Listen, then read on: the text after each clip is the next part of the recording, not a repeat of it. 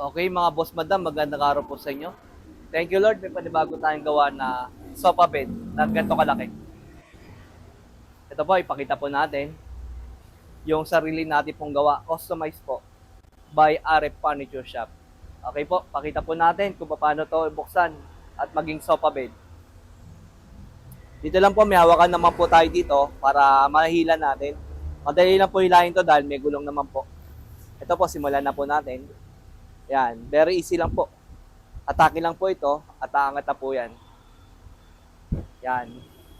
Ang request ni Madam Rachel, ito po mga channel na to, ito mga lubog-lubog, sa sandalan po. Ito po yung latest na design natin. Itong sofa bed na to, sarado natin. Ihawakan lang po ulit dito, hatakin, at ibaba po. Yan. Okay, itulak lang po natin ng bahagya. Mabilis naman ito itulak dahil may gulong naman po ito. Meron tayong storage dito sa kabilang corner sofa.